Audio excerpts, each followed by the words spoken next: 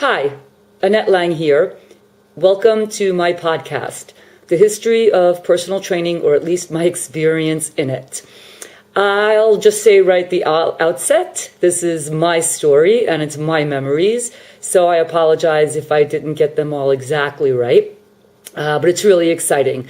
This is a wonderful profession called personal training. You'll hear lots of my stories, and you'll also hear lots of interviews with really cool people whom I've met through the last 30 years that have been influential in my life, my experience, and the development of this profession we call personal training. Enjoy! So there I was working in Gainesville Health and Fitness Center as an instructor.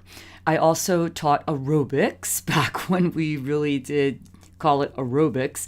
And it was so funny. I remember seeing the Step product when it came out, the Reebok Step. And I swear I said to a bunch of people, there is no way that is going to be popular, stepping up and down off of a step. It's so cool to remember these things. I remember the aerobics instructors telling people, when you're doing your crunches, don't breathe in and don't let your belly pooch out, because then you'll grow like that and it'll look like that. And so we've changed the terminology a little bit, but that original cueing. And I couldn't keep time to music or anything, so I just had rock and roll in the background teaching my group fitness classes. But anyway, that was really fun. So lo and behold, the people at Gainesville Health and Fitness Center said to me, hey, what are you thinking, your plans as far as, moving on with the company? And, I just always figured that I would go into management or something.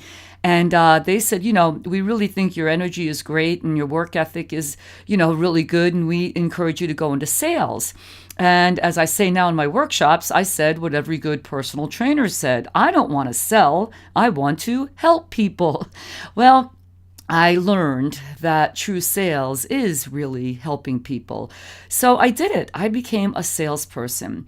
And one great thing about working for Joe back then, he exposed us to so much programs on, body language. He enrolled us in the Dale Carnegie Humanistic Sales Training course. So we really learned a lot as far as communication and listening and working with people.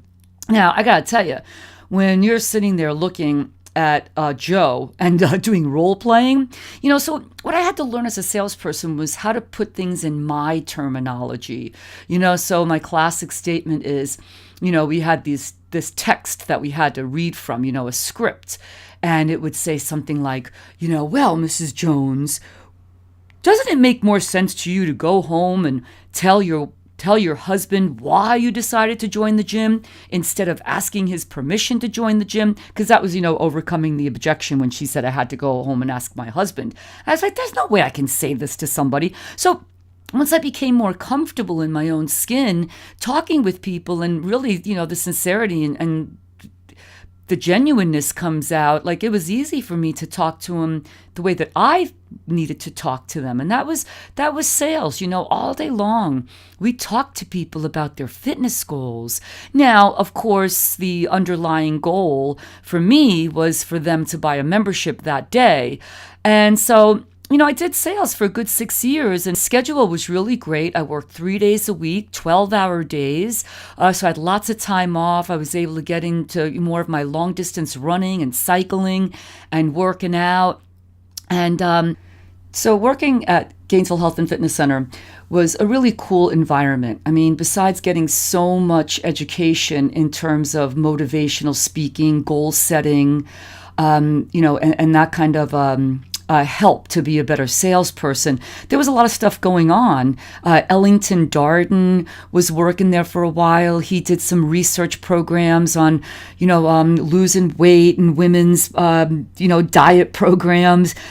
Ken Hutchins started the original super slow training protocol, which was 10 seconds positive, 10 seconds negative or eccentric training. So it was just a lot of cool things. It was a great environment.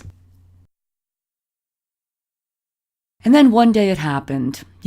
I'll never forget. I was talking with this woman, and after, I know it's probably like 45 minutes to an hour of being together, she came to the realization that what she felt most comfortable with committing to at this point in time in her life was to start a walking program, because there was a park right across the street where she lived. She had a dog, so I felt really good because I felt that I had helped her find what she was ready to do at that point in time, as far as making a change for, a behavior conducive to health and fitness.